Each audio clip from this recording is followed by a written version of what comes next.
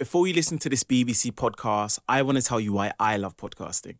Hi, my name's Tommy Dixon, and I make podcasts for the BBC. I'm a big fan of stories, always loved a good book. But when I started commuting for my first job, I discovered podcasts.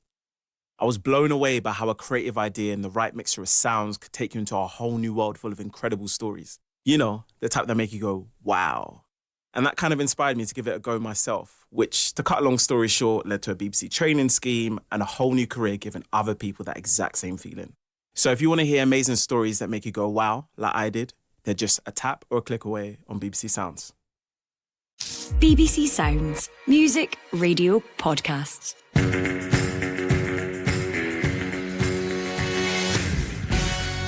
Hello, I'm Amy Canavan, your host for this edition of the Scottish Football Podcast, bringing you up to speed on the stories that matter in no time at all.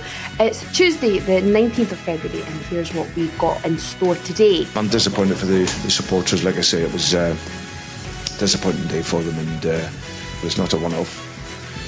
It's happened too many times. What's missing at Celtic, and can they seize momentum back in the title race? Also, I don't think Sunderland fans are too keen on him taking over from Tony Mowbray in the first place. There's been a few controversial incidents, but he leaves the club as Sunderland's shortest permanent manager. what next for Michael Beale after he was sacked by Sunderland? And to open the Euros in Germany, it'll be a great occasion for us. In the full country, all the fans going there, all the fans watching at home, it'll be brilliant. with the Euros on the horizon, we'll continue our look at the players in and around the Scotland squad, and today our focus is on Kieran Tierney. I'm most pleased to say that joining me to discuss it all is Paul John Dykes, host of the A Celtic State of Mind podcast. Morning, Paul. Are you well? Yes, Amy, apart from the obvious, I'm doing well. Thank you. Tremendous stuff. And Jordan Campbell of The Athletic. All good you're in, Jordan? Yeah, no, good with me. I'm happy to be here. Cracking, absolutely cracking. Tons to get through with Paul and Jordan. But before all of that, let's quickly batter through the latest Scottish football headlines. Having met with SFA representatives yesterday, Hibernians say they believe that VAR made a serious error by not referring a penalty claim to an on-field review in their 2-2 draw with Aberdeen at the weekend. Rangers' decision to cancel all Celtic fan tickets for the Old Firm match at Ibrox on Sunday will be discussed at an SWPL board meeting today. Aberdeen striker Papi Habib Gueye has joined Norwegian side Kristiansund BK on loan. Former Hibs and Celtic manager Tony Mowbray has temporarily stepped down as Birmingham boss to undergo medical treatment for an unnamed illness. And also in the English Championship, ex-Rangers manager Michael Beale has been sacked by Sunderland after just 12 games in charge. The Scottish Football Podcast. Let's get to that then, Jordan. I'll come to you on that one. Michael Beale sacked from Sunderland, 9 weeks, 12 games in charge, as I just said there. What's the reaction? Where did it all go wrong for him there? Yeah, well, I mean, I think if you look back to when Michael Beale was at QPR and sitting in the top four in the Championship, you look at his stock then, and you look at it now, it's been quite a remarkable turnaround for his managerial career. I think after he left Rangers, you know, it's always a traumatic experience for a manager to go through the mill, even if it's only a year at Rangers or Celtic. So I have to say I was surprised that he went in so quickly. And I think that's maybe been his downfall, is that he's not taking the time to actually reassess where things went wrong at Rangers. He's dived straight back in to a club where he had to go on himself. He couldn't surround himself with any of his coaching staff. And very quickly, I mean, he wasn't exactly welcomed with open arms with the Sunderland fans, who were quite upset that Tony Mowbray had been let go after, you know, bringing through a lot of young players and playing some really exciting football. So I understand that they may have been frustrated by that decision, but, you know, you have to sort of, you know, you have to win the fans over and really endear yourself to them. And I'm not sure that he did that with some of his comments, you know, after the Newcastle game, which, you know, there's a massive gulf there in budget and class, but it's still a rivalry. And I think the press conference he did days after that, where he was talking about, you know, not being accepted because of his accent and stuff like that, things like that just really don't help your cause. And I think at times, you know, he almost becomes his own worst enemy with stuff like that. So, yeah, I think after after you get on the wrong side of the fans like that, it's very difficult, especially when you weren't exactly flavour of the month. So, where does his career go now? Because that's 3 jobs in the space of 18 months. There's not much longevity there to show that, he's able to build relationships with clubs and supporters. So, it's quite a surprise, because obviously he was such an integral part of Stephen Gerrard's backroom staff and did the majority of the coaching. And you speak to any of the players that worked with him, they do all say that he's a tremendous coach, but there's a difference between being a tremendous number 2 and then being a figurehead who knows how to manage the club day to day and manage a squad. So I guess that's the question now: is does he go back into being a number 2? Does he have the wherewithal to say that didn't work, or does he take some time out and go and really reassess and put his managerial career back together somewhere, maybe lower down the ladder? You mentioned there where his stock was sort of at after his spell at QPR. You are south of the border. What has this run done for his reputation down there? Well, I mean, I think in the eyes of a lot of QPR fans, it was very hard to forgive what the circumstances in which he left, given that the whole, I'm here for a project, I'm not going to leave, when the Wolves interest came, and then obviously held out for the Rangers job. So, the way he went about that, turning up at Van Bronckhorst game, etc., against Aberdeen, I think it did rub some people up the wrong way, but I think everyone could see why you would leave Queen's Park Rangers to go back to Rangers, a club he obviously had a lot of relationships there. I think everybody, if you take away the emotion, could understand that.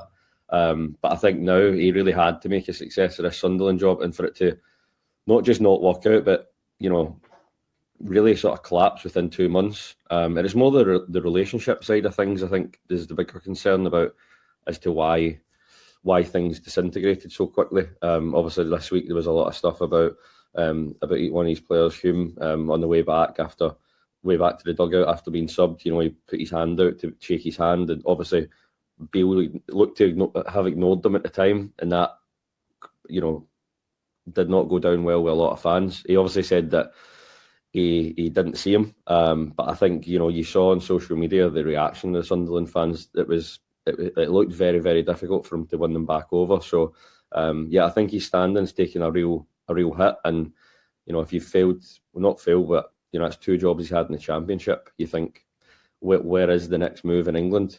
Maybe he goes abroad somewhere. I don't know, but yeah, it looks difficult for him to go back straight in at the same sort of level he was at.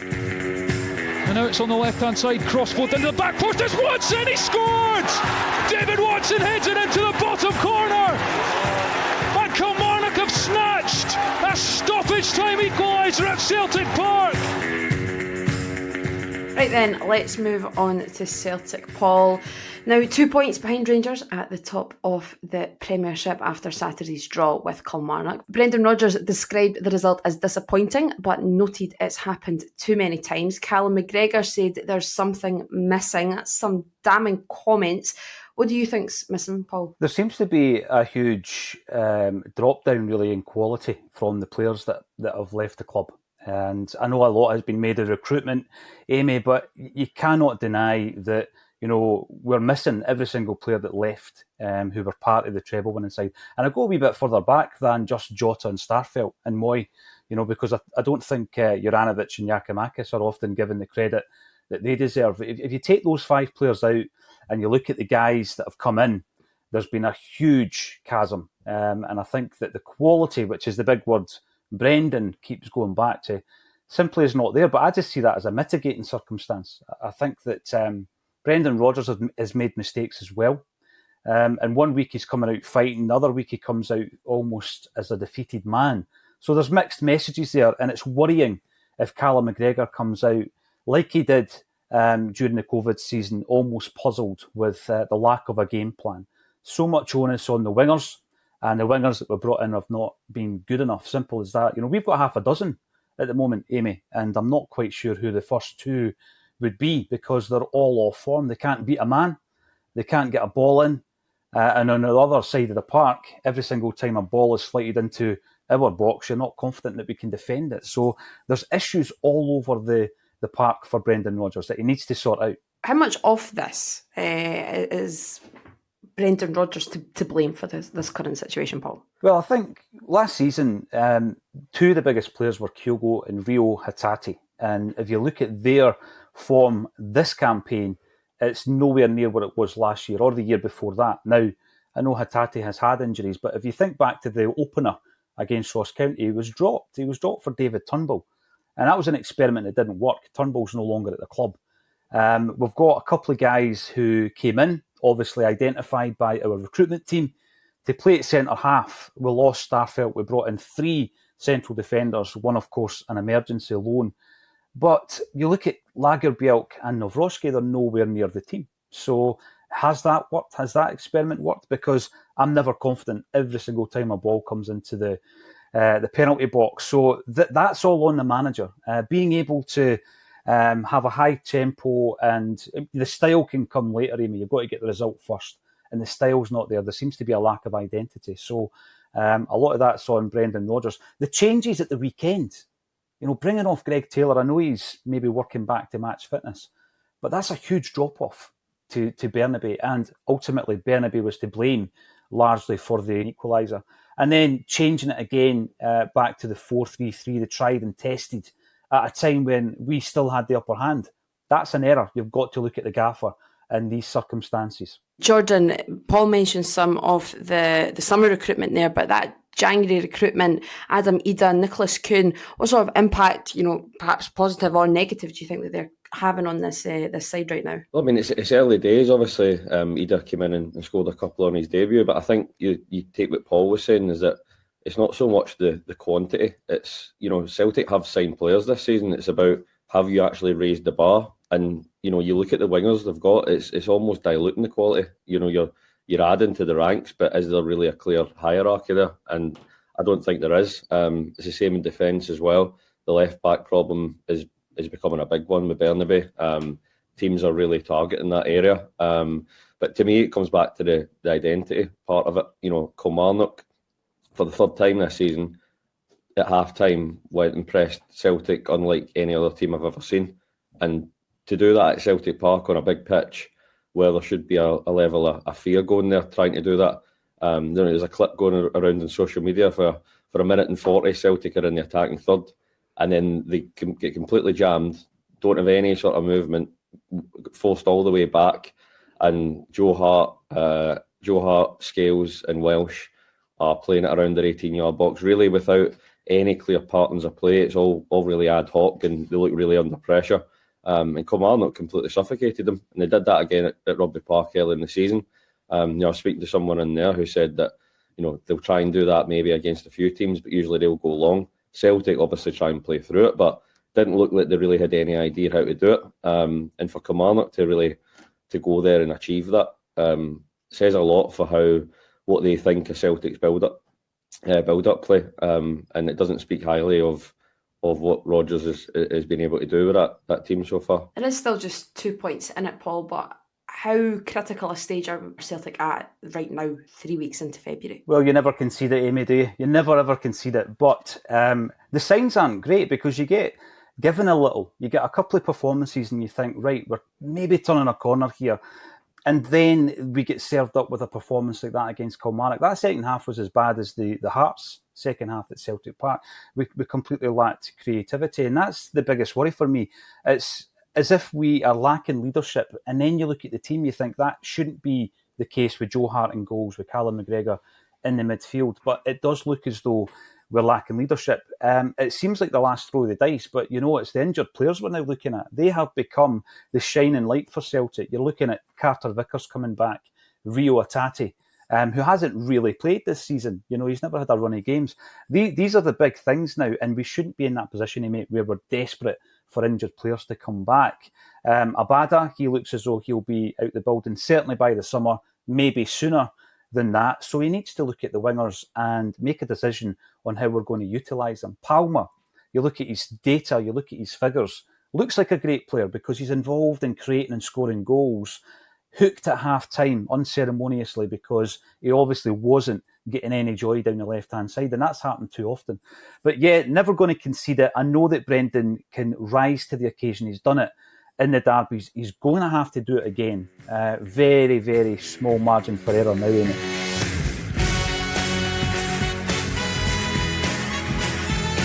You're listening to the Scottish Football Podcast. Finally, let's bring some unity to the end of this podcast. As we approach the Euros, we are taking a regular look at the Scotland squad and assessing the players in it and those hoping to force their way in. And today we are going to focus on a key man for Steve Clarke, and that is Kieran Tierney. What is the latest on Tierney, Jordan? Well, the latest is that he's back in full training and he could potentially be involved on Friday in Sociedad's game against Villarreal, which when he suffered his injury, a month or so ago, I think a lot of people were fearing the worst in terms of it being a 3-4 month injury. But no, it's been less serious than was feared. He's only really missed 3 or 4 weeks, so he's going to be back for potentially the second leg of the Champions League and the second leg of Sociedad semi-final in the Copa del Rey. So there's a couple of big games for him to get back into. I think that's important for him because he's really thrown himself into life in Spain, taking not a risk, but he's gone outside his comfort zone. He's learning the language. He's doing what other Scottish players have done in Italy, like Lewis Ferguson, Aaron Hickey. These boys, so it's good to see a young Scottish player go and do that, and I think he needed a change of scenery from Arsenal, so he's not had much luck obviously with injuries. He was out for a couple of months with his hamstring and now his thigh, but I think if he can stay fit until the end of the season, playing those big games, prove that he's got his match sharpness back, playing twice a week, I think that'll be big for Tierney in terms of preparing him for the summer, because obviously we know how important he is to Scotland, but also to the system that Steve Clarke's preferred. The way him and Robertson have managed to find a way to dovetail on that left side is massive for Scotland, both defensively and offensively. So I think it's vitally important that he stays fit and that he gets back to his top level. Yeah, it's a real critical time now until the end of the season for Kieran Tierney. You mentioned there how much he's really thrown himself into life out in Spain. I read a cracking piece last week actually, and speaking to a few people that do know him out there, he certainly seems to be living the high life and really immersing himself in it. How would you assess his time out in Spain so far? Well, I mean, it's difficult because he's started 12 games. Sociedad are doing okay in the league. They're not having a fantastic season in the league, but they've got a really strong defence and he's played his part in that. They're obviously in the last 16 of the Champions League, albeit trailing PSG by 2-0, but I think he's done well when he's played. I think they've appreciated what he brings to the club. I guess the only issue is that at Arsenal, when he was playing every 3 days, his body was breaking down, and I guess that's happened a couple of times this season. But I think it will take him time to get used to that again. It will take him time for his body to adapt to playing, adapt to the rigours of playing in the top 5 leagues at that level. It demands a lot. So I think if his body can adapt to that again, then next season, whether it's at Arsenal or not, Arteta, Arsenal were good with Tierney in terms of him being frustrated with his lack of game time, having to play an inverted position from left back, which doesn't really suit him. It sort of hides his best abilities. So his future probably does look to lie away from there. But I think, his time in Sociedad won't have done his reputation any damage at all. He was linked with Celtic in the summer, Paul. John, I'm sure you would take him back in a heartbeat, wouldn't you? Oh, yes. You just have visions, Amy, don't you, of Tierney at some point coming back to Celtic.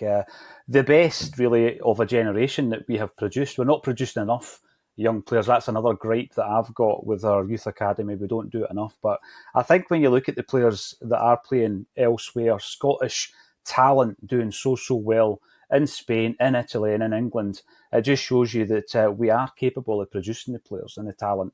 And sometimes maybe, Tierney being a fine example, maybe we should give them a run in the team. I mean, how far away are some of the Celtic graduates just now when they can't get a game in this team?